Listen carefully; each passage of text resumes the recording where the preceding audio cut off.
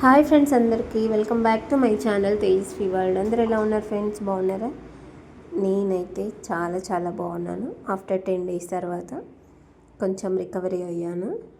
అందువల్ల videos post చేస్తున్నాను. ఇవి చాలా బిఫోర్ సిక్ వీడియోస్ అన్నమాట. అప్పుడే పోస్ట్ చేద్దాం అనుకున్నా. వీడియో షూట్ చేసిన వెంటనే ఇంకా నేను సిక్ అవ్వడం వల్ల వీడియోస్ ఏవి పోస్ట్ చేయలేదు. సో అదన్నమాట. అంటే వైరల్ ఫీవర్ ఎంతలా వచ్చిందంటే చాలా సివియర్గా వచ్చింది. చాలా జాగ్రత్తగా ఉండండి, ఎందుకంటే వెదర్ చేంజ్ అయింది కదా, దానివల్ల అయితే చాలా చాలా ఫీవర్స్ వస్తే మాత్రం చాలా డేంజర్గా వస్తున్నాయి. ఫీవర్తో పాటు డయేరియా అలాంటివన్నీ వస్తున్నాయి, ఎందుకంటే వాటర్ చేంజెస్ అవుతున్నాయి కదా, దానివల్ల కూడా. సో నాకు సేమ్ ప్రాబ్లం నేను ఫేస్ చేశాను. ఫుల్ బాడీ పెయిన్స్, దానివల్ల ఇంకా అసలు బాడీలో ఉన్న ఎనర్జీ మొత్తం లాస్ అయిపోతుంది అనమాట. మనం తిరిగి ఎనర్జీ పొందడానికైతే మినిమం ఒక 15 days ఆర్ 1 month పడుతుంది. అది కూడా మంచిగా టైం టు టైం తింటే మాత్రమే. సో నేనైతే చాలా చాలా సిక్ అయ్యాను అనమాట. ఇది బిఫోర్ సిక్ డే. ఆ రోజు ఇంకా ఫ్రైడ్ రైస్ మటన్ చేశాను మా బాబుకి బాక్స్ తీసుకెళ్ళడం కోసమని. నేను తినడం అయితే లేట్ అయిపోయింది, ఎందుకంటే ఫస్ట్ బాక్స్ వచ్చిన తర్వాత తిందామనేసి వెయిట్ చేశాను. కానీ బాక్స్ ఇవ్వడమే లేట్ అయింది. మళ్ళీ బాబు వెళ్ళిపోతే వాడు స్కూల్లో ఉన్నప్పుడైతే మనము ఈజీగా ఇవ్వచ్చు అనమాట. హాస్టల్కి వెళ్ళిపోతే ఇవ్వలేము, ఎందుకంటే అలో లేదు ఫుడ్. అందుకనేసి నేను ఫాస్ట్గా వెళ్ళి బాబుకి అయితే ఫుడ్ ఇచ్చేసి వచ్చాను. లంచ్ బాక్స్ ఇచ్చేసి బాబుకి కొంచెం తినిపించి వాడిని చూసి వాడికి కావాల్సినవన్నీ ఇప్పించి వచ్చామన్నమాట. వచ్చిన తర్వాత నేను కూడా కాస్త తిని తర్వాత ఇంకా అట్లా ఇల్లు కొంచెం పైన ఊడ్చి, ఏం చెత్త ఉండదు కానీ అట్లా సాటిస్ఫాక్షన్ కోసం ఒక 10 సార్లు ఊడిస్తే కానీ మనకి మనశ్శాంతి ఉండదు. తర్వాత నేను మా వారికి టీ అయితే పెట్టాను అనమాట. టీ విత్ స్నాక్స్ ఏంటి బిస్కెట్స్. నా దగ్గర అయితే ఏదో ఒక బిస్కెట్ అయితే ఉంటుంది, మోస్ట్లీ గుడ్డే ఉంటుంది. దాని తర్వాత మిల్క్ బిస్కెట్స్ ఉంటాయి అన్నమాట. అవి అయితే చాలా బాగుంటాయి టీకి. ఇంకా మా హస్బెండ్కి ఏమో ఉస్మానియా బిస్కెట్స్ అంటే చాలా ఇష్టము. ఇంకా టీ తాగేసి అయిన తర్వాత మేము పెద్ద మూవీ చూస్తున్నాం. ఆ రోజు పెద్ద మూవీ అయితే చాలా బాగుంది. నేనైతే చూసాను. ఏ మూవీ అయినా కంటిన్యూగా చూడను నేను, ఒక థియేటర్లో ఉంటేనే.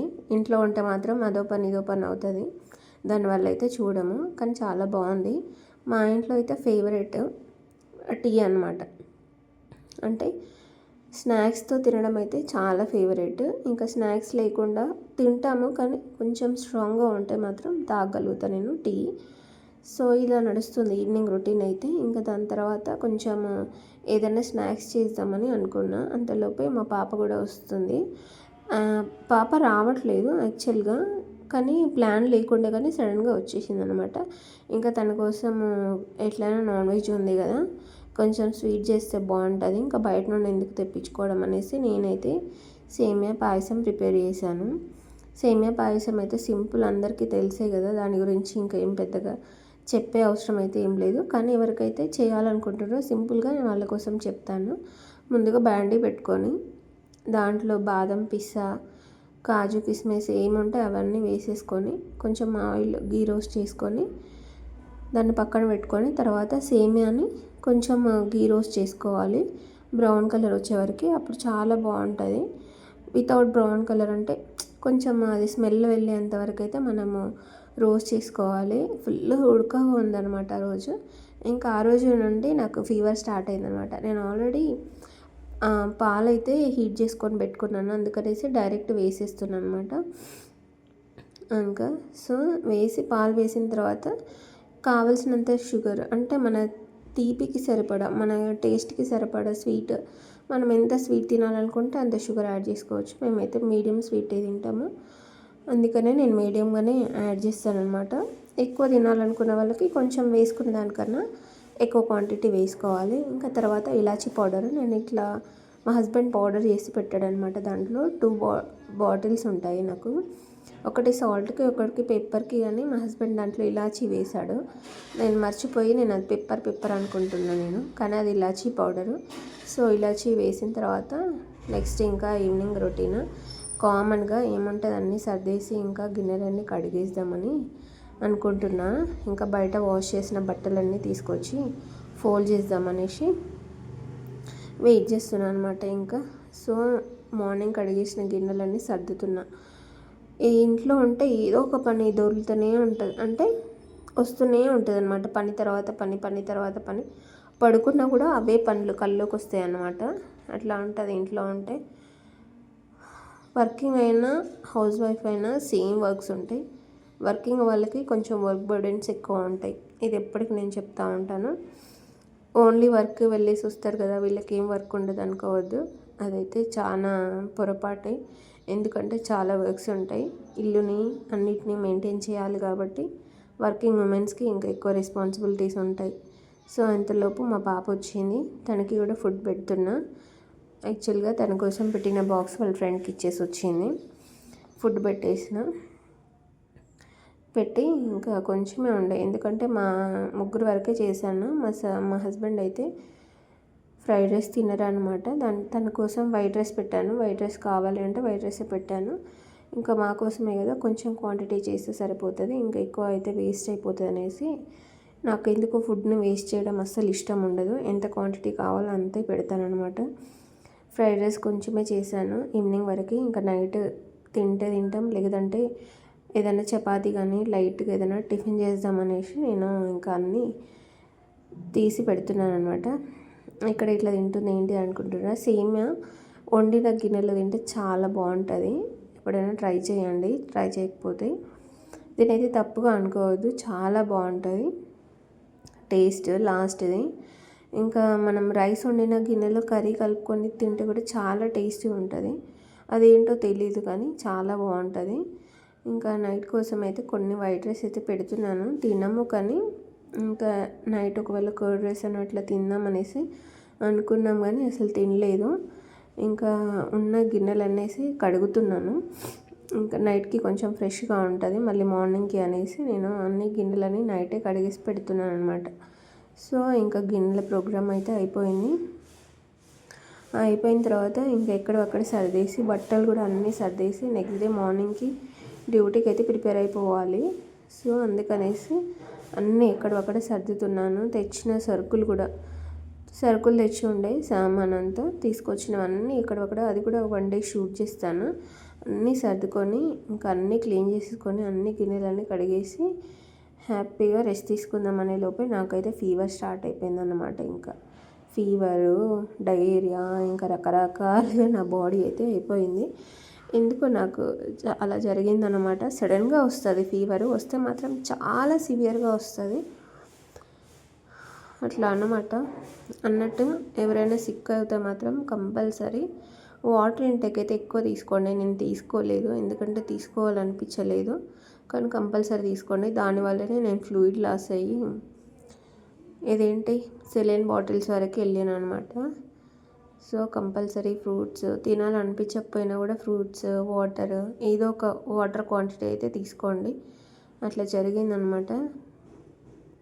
సో అన్నీ నిదానంగా కడుగుతున్నాను. కమింగ్ టు ఇక్కడ పాయింట్కి వస్తే మాత్రం అన్నీ కడుగుతున్నాను. కడిగేసి ఇంకా ఇక్కడక్కడ సర్దితే బాగుంటుంది. కుక్కర్లో పెట్టాను అనమాట. రైస్ కుక్కర్లో పెడితే ఈజీగా ఉంటుంది అనేసి నేను కుక్కర్లో అయితే పెట్టేసి ఇంకా యథావిధిగా ఇక్కడ గిన్నెలు అయితే తోమేసి ఎక్కడొక్కడ పెడితేనే చాలా బాగుంటుంది కదా, అందుకనేసి.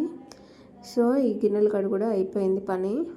ఇంకా నెక్స్ట్ అయితే కర్రీ కూడా ఉంది కదా, మా వారికి కొంచెం రైస్ పెట్టేసి మా పాప కర్డ్ రైస్ తింటా అని చెప్పింది. తను తినమని చెప్పాను. నేను ఇంకా మళ్ళీ నైట్ ఫ్రెష్ అప్ అయిపోయి పడుకుందామనేసి అనుకున్నాను.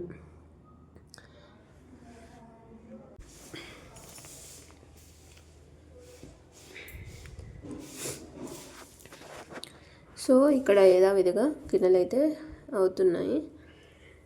అయిన తర్వాత నెక్స్ట్ ఇంకా నేను నైట్ రొటీన్ ఏంటంటే మళ్ళీ ఫ్రెష్ అప్ అయిపోయి డ్రెస్సింగ్ చేసుకొని అసలు యాక్చువల్గా బయటకు వెళ్దాం అనుకున్నాం కానీ వెళ్ళడం కుదరలేదు. సో ఇదే అన్నమాట. ఆల్మోస్ట్ ఇప్పుడు అందరూ నైటే వర్క్స్ చేసుకొని పడుకుంటున్నారు. దానివల్ల ఏంటంటే మనకి కొంచెం బ్యాక్గ్రౌండ్ సౌండ్స్ వస్తున్నాయి, ఇగ్నోర్ చేయండి.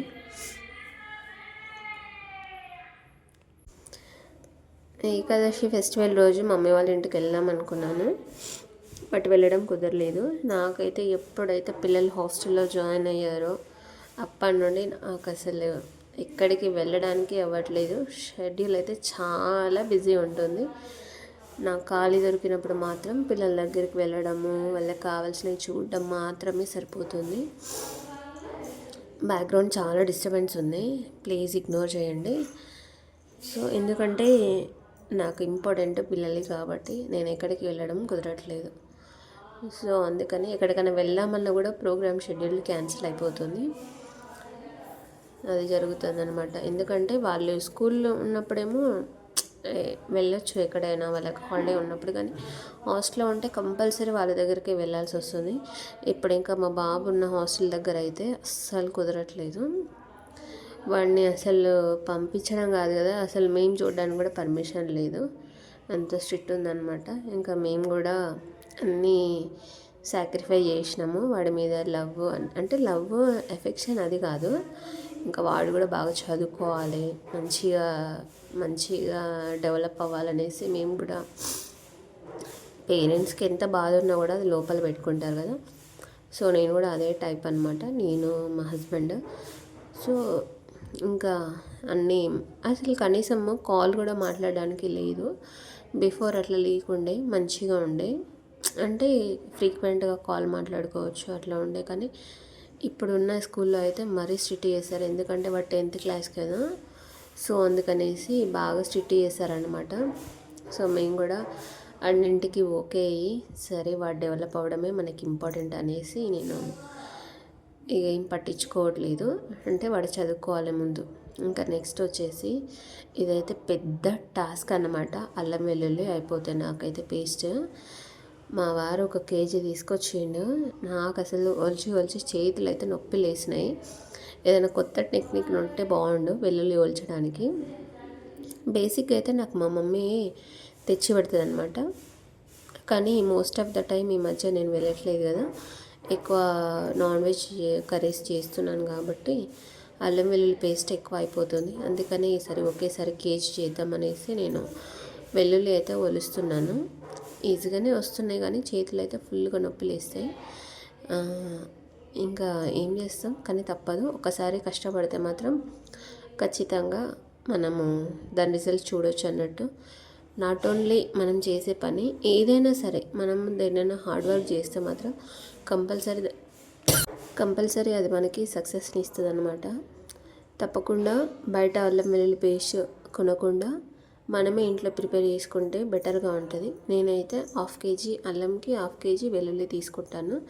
దాంట్లో తగినంత సాల్ట్ వేసి, ఇంకా నిమ్మరసము, పసుపు అట్లాంటివి ఏమీ వేయను. జస్ట్ అల్లం వెల్లుల్లి సాల్ట్ వేసి, వీలైతే ఒక నిమ్మ చెక్క వేసుకోవచ్చు, బాగుంటుంది. అవైలబుల్గా ఉంటే, అవైలబుల్ లేకపోతే ఇగ్నోర్ చేయండి, ఏం కాదు, ఫ్రెష్గానే ఉంటుంది. పట్టేసి ఫ్రిడ్జ్లో పెట్టుకున్నామంటే మనకు కావాల్సిన రోజులు వస్తుంది. నాన్ వెజ్ చేస్తే మాత్రం తక్కువ వస్తుంది. ఇంకా వెజ్ కర్రీస్ అంటే ఎక్కువ వాడడం కాబట్టి ఎక్కువనే వస్తుంది. సో నాకైతే ఒక 50 days వరకు వస్తుంది అనమాట. నేను ఎక్కువ అల్లం వెల్లుల్లి, వెల్లుల్లిపాయలు, ఉల్లిగడ్డ చాలా క్వాంటిటీ యూజ్ చేస్తాను. దానివల్ల కొంచెం యూజెస్ ఉన్నాయి కాబట్టి ఎక్కువ యూజ్ చేస్తాను. ఎందుకో నాకు ఫస్ట్ నుండి అలా అలవాటు చేశారనమాట మా హస్బెండ్. ప్రతి దాంట్లో అల్లం వెల్లుల్లి పేస్ట్ వేయడము, అది కూడా బయట కొన్నది కాదండో, ఇంట్లో చేసింది మాత్రమే ప్రిఫర్ చేస్తారనమాట. బయట అసలు నాకు టేస్ట్ కాదు కదా, అసలు నాకు స్మెల్ కూడా నచ్చదనమాట. అందుకనే నేనే ఎంత కష్టమైనా, మహా అంటే ఒక 3-4 hours తీసుకుంటుందేమో అది టైం, కానీ మనకి మంచి హెల్త్ ఉంటుంది, ప్లస్ టేస్ట్ వైజ్ కానీ ఏదైనా కూడా చాలా బాగుంటుంది కదా. అందుకనేసి ఇంకా ఇక్కడ ఏం చేస్తున్నాను అనుకుంటారా, నెక్స్ట్ మూవీ పెద్ద అయిపోయింది కదా, నెక్స్ట్ మూవీ కంటిన్యూషన్ వేరే ఏదో చూస్తున్నాను అనమాట. లెనిన్ అనుకుంటా, చూసుకుంటూ ఒలుస్తున్నాను. అలా జరిగింది. అది ఒలచడం అయిపోయింది, ఇంకా నాకు ఫీవర్ కూడా స్టార్ట్ అయిపోయింది అనమాట. అట్లా టైంపాస్కి బాగుంటుంది. వీడియో అయితే నచ్చిందని అనుకుంటున్నాను. నచ్చితే మాత్రం వీడియోస్ని సపోర్ట్ చేయండి, సబ్స్క్రైబ్ చేయండి. థ్యాంక్స్ ఫర్ వాచింగ్ అండి. మీ support and like, share, comment వల్ల మన వీడియోస్కి మరింత రీచ్ వస్తే. Tata, bye by.